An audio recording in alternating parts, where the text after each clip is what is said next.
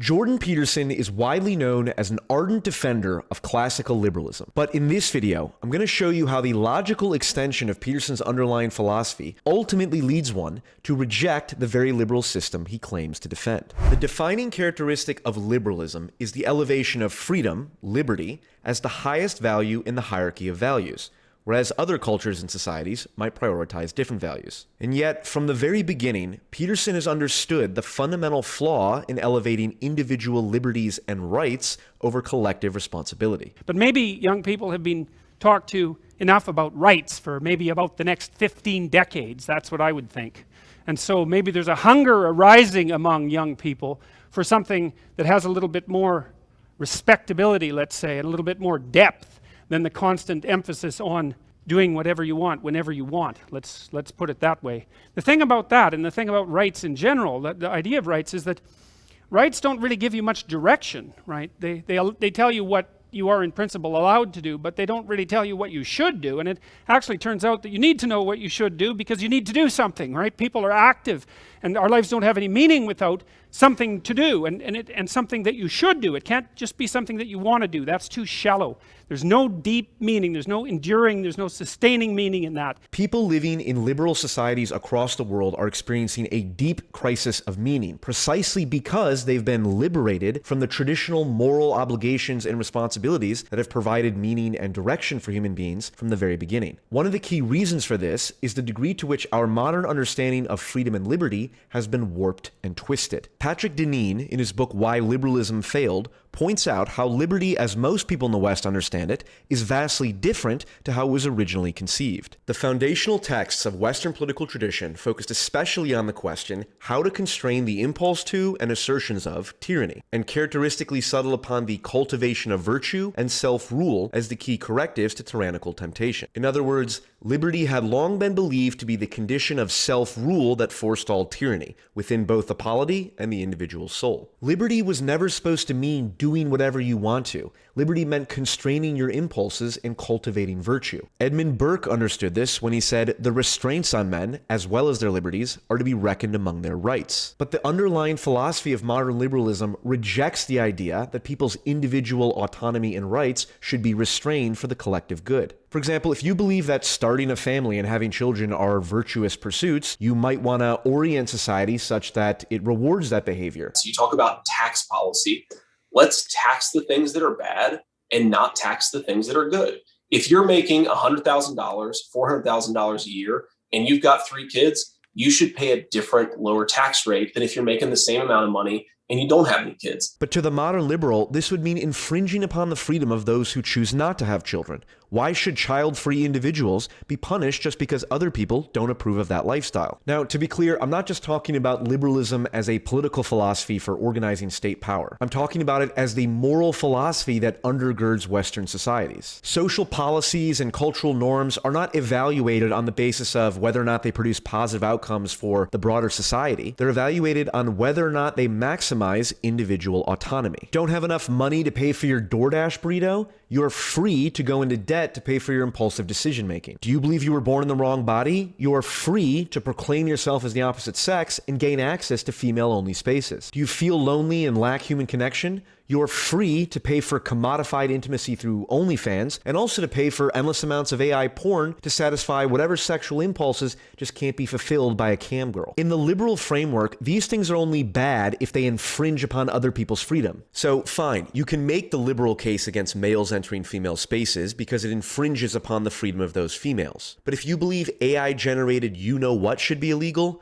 there is no truly liberal argument against it, because no one's freedom or innocence is harmed in its production. This obsession with individual autonomy is a direct consequence of enlightened liberal philosophy, and no one is more aware of this than Jordan Peterson. In this almost unbelievable clip, Peterson admits that he has, quote, fallen prey to the belief that individual autonomy matters more than the collective social structures that the individual is embedded in. Even in the psychotherapeutic literature, you see this Rousseau-like underpinning, which more or less assumes that sanity is part and parcel of the autonomous individual. And so there's a Rousseauian element there, there's a Protestant element, and a classic liberal element. And I've fallen prey to that to some degree by thinking of the sovereign individual as the fundamental unit of value. But then, and this is partly under the influence of Piaget and the theorists of play and the people who made the case that identity comes out of negotiation, that in order to be sane, which is something other than, let's say, self-actualized in the narrow sense, you have to be positioned in these hierarchical structures. So you can't be sane without a partner, without a long-term partner, let's say.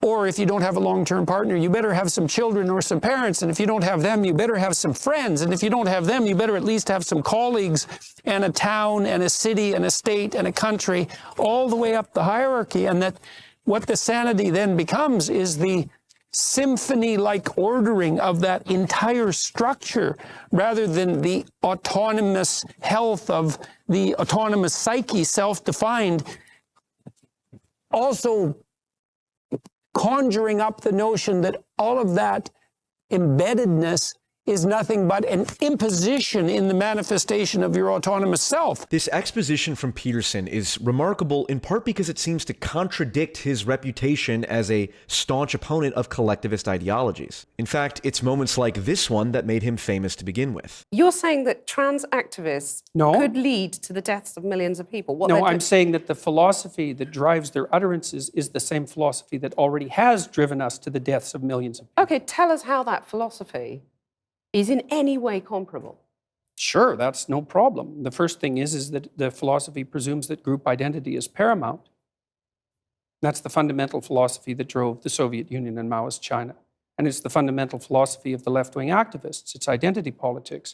It doesn't matter who you are as an individual, it matters who you are in terms of your group identity. What's clear to me is that in his opposition to the excesses of collectivism, Peterson underestimated the dangers and threats from the excesses of individualism. As Peterson points out, individual autonomy can only exist within the confines of a functioning social structure. That's why individual rights must be balanced with collective responsibility. What are you doing? You can't have the conversation about rights without the conversation about responsibility, because your rights are my responsibility. That's what they are, technically. So you just can't have only half of that discussion, and we're only having half that discussion. Peterson doesn't believe that individual autonomy is an end to pursue in and of itself, but rather a means for people to become capable of contributing to the collective good. Because the argument, I think, is that individual responsibility does not change the climate, does not fix the problem that needs global collective responsibility. So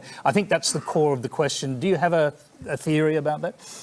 Well, fundamentally, I'm a psychologist, and my experience has been that people can do a tremendous amount of good for themselves and for the people who are immediately around them by looking to their own inadequacies and their own flaws and the things that they're not doing in their lives, and starting to build themselves up as more powerful individuals. And if they're capable of doing that, and then they're capable of expanding their career.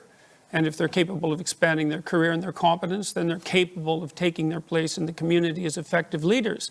And then they're capable of making wise decisions instead of unwise decisions when it comes to making collective political decisions.